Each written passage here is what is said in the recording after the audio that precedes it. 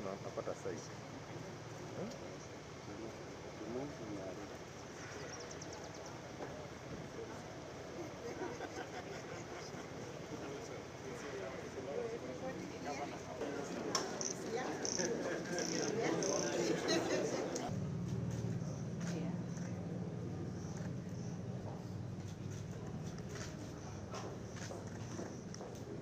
While we remain standing, we'll start with two anthems. The Kenyan National Anthem.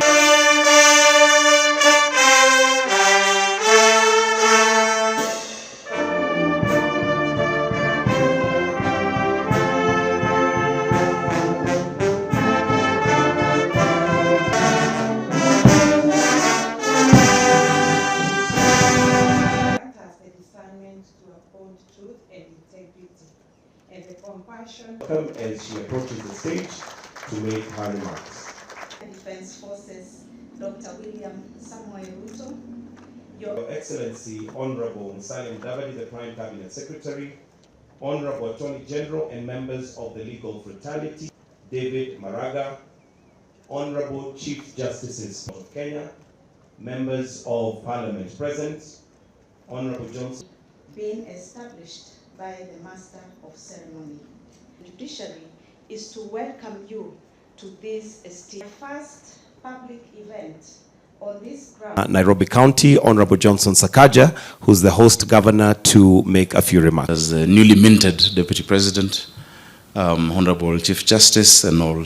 I'm happy to be here to celebrate what our Supreme Court has done for the last 12 years. And it's a good thing that our Supreme Court has decided to introspect and reflect, even as they usher themselves into teenage. Because now they are 12, so they are entering teenage, and the responsibilities and the experiences of teenage will obviously visit their experience. And therefore, and that is on a light note, I'm very careful, Your Excellency, because I am an officer of the court. So I'm very careful what I say. I don't want to be accused later of saying that the Supreme Court is entering teenage in future. Your Excellency, allow me to say two quick things before I invite you. The first one is to appreciate what our Supreme Court has done to create formidable jurisprudence on major public interest issues and major public matters of public and national importance. In the short time the Supreme Court of Kenya has existed, the jurisprudence has been quite groundbreaking, and on that front I think it will be unfair for any assessor to actually fault the performance of the Supreme Court. To deliver the public good called justice, of course, the court has to do that through its jurisprudence and through the decisions they make. The court has also done very well in terms of the infrastructure, the software, the technology bit. And among the arms of government and the agencies of government, I think the judiciary is ahead of the rest of us. I remember my Lord Chief Justice Maraga when we were confronted with the predicament of COVID, issued certain rules, which we now call the Maraga rules, practice rules, which actually made justice, faster, more efficient, more convenient, even if we were all locked down by this public health emergency called COVID. And even after COVID lapsed, it appears that the way of the future in the administration of justice will be through the virtual courts and making sure we spend little time or as less time as possible in physical engagements in courtrooms. So again, on the issue of technology and the software for delivering the jurisprudence or delivering justice, the Supreme Court has done a good job. It is my honor and privilege to welcome you all to the Supreme Court at 12 Jurisprudential Conference. In early March this year, the judges of the Supreme Court of Kenya, during our annual retreat, realized that the time has come for us to engage the Kenyan public, including ordinary Kenyans, civil society groups, members of the bench, members of the bar, and academia, as well as state actors who are affected by our decisions in their work and in their lives. We also determined that we would engage our colleagues in other apex courts, both in the African region and globally, to assess our progress as a court and to ensure we remain on course as guardians of the Constitution. It has always been the rule of thumb, however, globally, that judges speak only through their judgments. However, in the contemporary world, judges often find themselves under intense scrutiny and criticism without a chance to respond or engage, even to clarify, if need be, the reasoning of their decisions. Traditionally, judges have had no platform from which to speak apart from the courtroom, from where, in an adversarial system of justice, at least one party leaves unhappy. But this conference is therefore conceived by the desire to demystify the court's role and processes and to correct misconceptions about its mandate by deepening public understanding of the court. While judges are not infallible, in a democratic space, the public need to be afforded structured engagement where, from time to time, they can learn about what judges do, where they sit, when and how they do their work, and most importantly, why they do it. This is the reason we are all here today, and this week to share, to engage, to learn, and to reflect. Because we have a strong and firm judiciary, we have the rule of law. We have a court that can stop a presidential inauguration, and also a court that can quickly, swiftly, following the due course, swear in a deputy president. After other institutions have finished their work, Kenya is a destination for investment. I really want us to appreciate the judiciary of the Republic of Kenya. Because, Your Excellency, without them, this would not be a destination for investment. We congratulate you for the number of years that you've had. We have had ups and downs in this country, but everyone has always known that there will be objectivity in your findings. But your objectivity also must not mean popularity. It must mean just doing the right thing. I was thinking this morning when I came, what does it feel like to be a judge of the Supreme Court?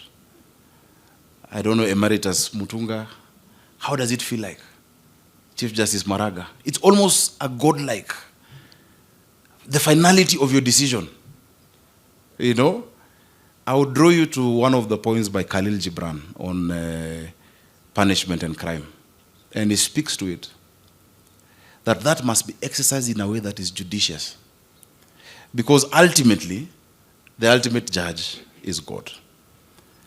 I really admire the judges of the Supreme Court that we have. You exemplify, that attribute that this country must be. And even us in other arms of government, we look up to you. On behalf of governors, I thank you because you have stood for devolution. You have supported devolution in this country. Since its establishment in 2010, the Supreme Court has been the final arbiter on issues of justice that go to the heart of our national conscience. The matters you discuss here today, from the traditions of apex courts to the nuanced balance of judicial independence and accountability, are central not only to your mandate, but to the very core of our democratic system. The Supreme Court is more than the apex court. It is the conscience of our Constitution.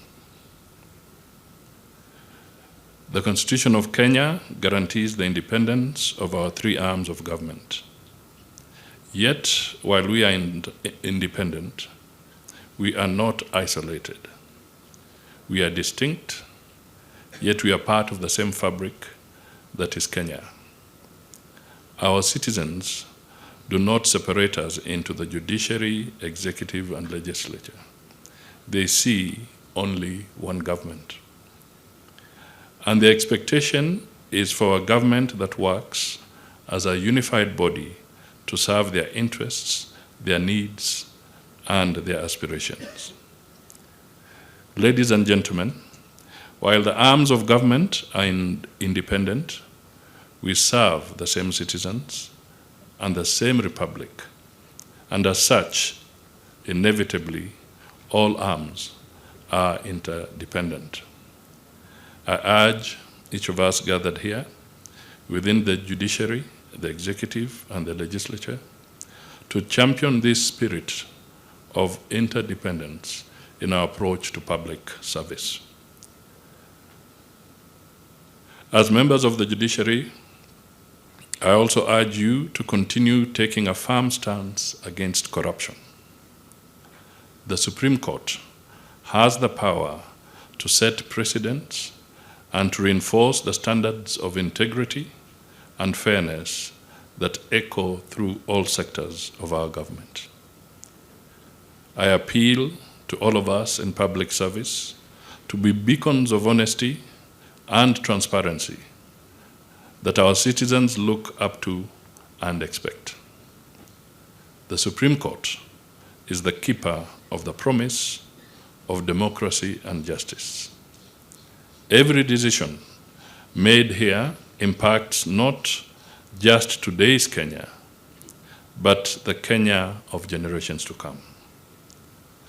Today, we are on a journey together. The Supreme Court does not exist in a vacuum. It exists in a society to serve the society. The African proverb, which you all know, reminds us that if you want to go fast, go alone.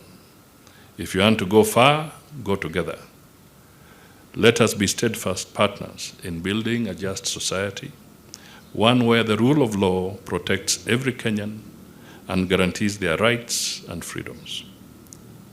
As we continue in this partnership or interdependence, let us commit to strengthening our institutions, enhancing the capacity of our staff, and encouraging a renewed spirit of service to wananchi and for the national interest. This is our collective duty. Together, we can realize a more just, prosperous, and equitable Kenya. Thank you.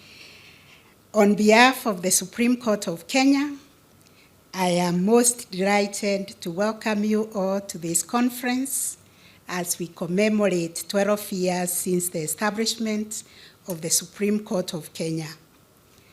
Allow me to particularly single out for special mention and recognition my brother and sister Chief Justices and judges from other jurisdictions who have traveled from across the continent and the world to join us for this conference. Let us appreciate our esteemed guests. The theme of the conference, reflecting and introspecting on the Supreme Court of Kenya's jurisprudence, 12 years of defending the Constitution, captures the dual purpose of our conference, which is to celebrate the milestones we have achieved while critically examining the journey we continue to chart as Kenya's apex court and the ongoing commitment to uphold justice, to uphold constitutionalism, and to uphold the rule of law. At the heart of this conference is the idea that institutions matter. Institutions are the anchors of our democratic aspirations. The establishment of the Supreme Court as the ultimate interpreter and guardian of the Constitution embodies the expectation that the Supreme Court provides stability, certainty, and predictability in resolving the inevitable conflicts that arise within our society. Therefore, we are affirming the idea that our future lies in building strong and robust institutions that will serve as the catalysts for the national progress and development.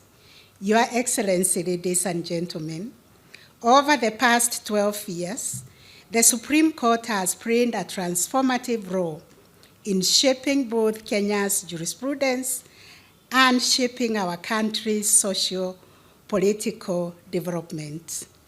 This court's landmark judgments have influenced the daily lives of Kenyans while reinforcing the core principles of our democracy.